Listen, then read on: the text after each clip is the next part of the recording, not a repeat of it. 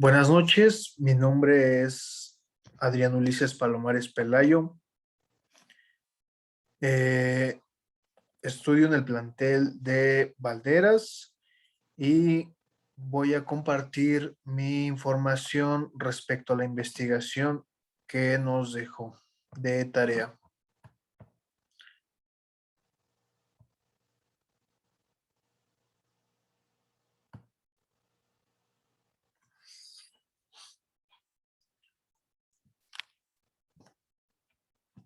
Bien,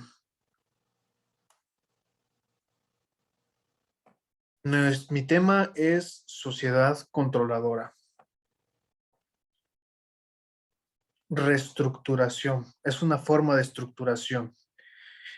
El término reestructuración corporativa engloba diferentes acciones y decisiones que implica la transformación de una sociedad o grupo de sociedades en su ámbito organizacional y financiero y operativo. ¿Cuál es el propósito de esta sociedad? El propósito es obtener un efecto económico positivo como la obtención de financiamiento, la explotación de mercados e infraestructura, la optimización en la toma de decisiones y la administración de la sociedad o la modificación de su capital, entre otras, o grado y la forma de reestructuración dependerá de las necesidades de la sociedad. Algunas de las formas que se utilizan para realizar una reestructuración corporativa son la fusión, la escisión, la adquisición de acciones de otras sociedades y la constitución de un holding. ¿Qué es una sociedad controladora? Un holding es una sociedad que posee la mayoría de las acciones y lleva la administración de un conjunto de empresas. Esta estructura está formada por una sociedad controladora, holding, y un grupo de empresas dependientes de ella, controladas. Como podemos ver en este cuadro, eh, holding es la sociedad controladora, es la sociedad, es como la cabeza, y que a su vez está encargada de otras empresas. Por ejemplo, aquí es la controlada número A, SADCV, la controlada B, SADCV y controlada C, SADCV. Definición. La palabra controladora, de acuerdo al diccionario de la Real Academia Española, significa la persona que controla, entre paréntesis, regula, manda, organiza. Define la expresión sociedad controladora como la sociedad financiera que posee o controla la mayoría de las acciones de un grupo de empresas. Por su parte, el diccionario jurídico define a la sociedad controladora como aquella que tiene por objeto principal adquirir tantas acciones en una u otras compañías como para darle necesaria mayoría y el poder operativo de estas, y así formar con propósitos prácticos una organización en cadena sin afectar la identidad de cada una de las sociedades con la finalidad esencialmente financiera y de control.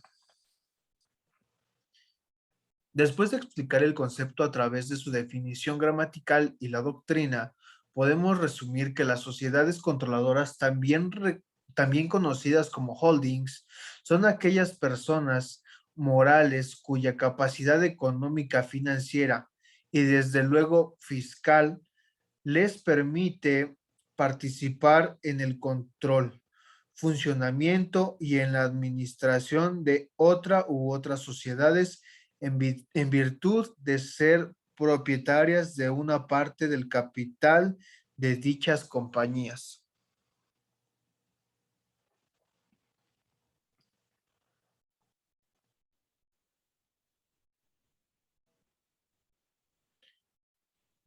Una vez dada esta definición, explicamos los elementos en ella descritos. A. Personas morales. Conjunto de empresas concentradas. B. Capacidad económica, financiera y fiscal. Una compañía suficientemente poderosa para dominar y cuya idea básica es el desarrollo y crecimiento de manera paralela de las empresas.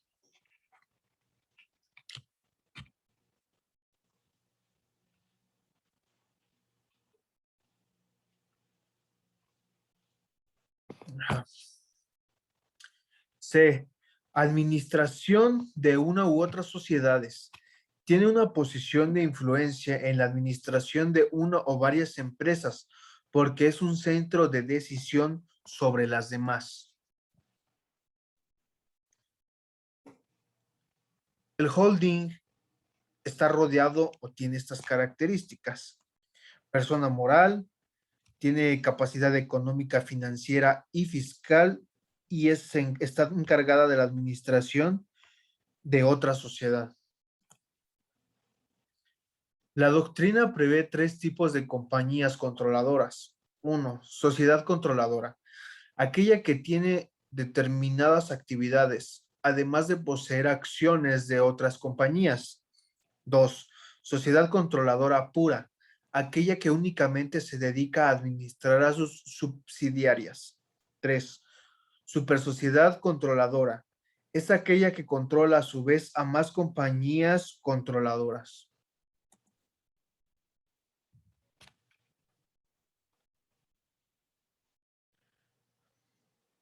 El control derivado de la clasificación puede ser directo cuando se trata de las sociedades controladoras o sociedades controladoras puras, e indirecto cuando es la supersociedad controladora quien ejerce el control sobre las subsidiarias. El requisito fundamental para que operen las sociedades controladoras en México es que sean sociedades que coticen en la Bolsa Mexicana de Valores, ya que sus operaciones deben ser totalmente transparentes. Por ello, las sociedades controladoras que se constituyen en México son sociedades anónimas, ya que una sociedad de responsabilidad limitada restringe la cesión de las partes sociales según lo establecido en la Ley General de Sociedades Mercantiles. Personas morales. Al ser las sociedades controladoras personas morales, resulta importante que aclaremos los conceptos de persona y de persona moral. Primeramente, el concepto de persona es definido por el gran jurista García Maínez como todo ente capaz de tener facultades y deberes. Dicho lo anterior, las personas morales son el grupo de personas físicas que se unen con un fin determinado y que son reconocidas por el derecho. García Maínez señala que el concepto de persona moral es ambiguo, siendo más atinado refiriéndonos a ellas como personas jurídicas colectivas. Por otro lado, el Código Civil Federal señala en su artículo 25 quiénes son personas morales concretamente. Uno, la nación, los estados y los municipios. Dos, las demás corporaciones de carácter público reconocidas por la ley. Tres, las sociedades civiles o mercantiles. Cuatro, los sindicatos, las asociaciones profesionales y las demás a que se refiere la fracción. 6 del artículo 123 de la Constitución Federal. Las sociedades cooperativas y mutualistas.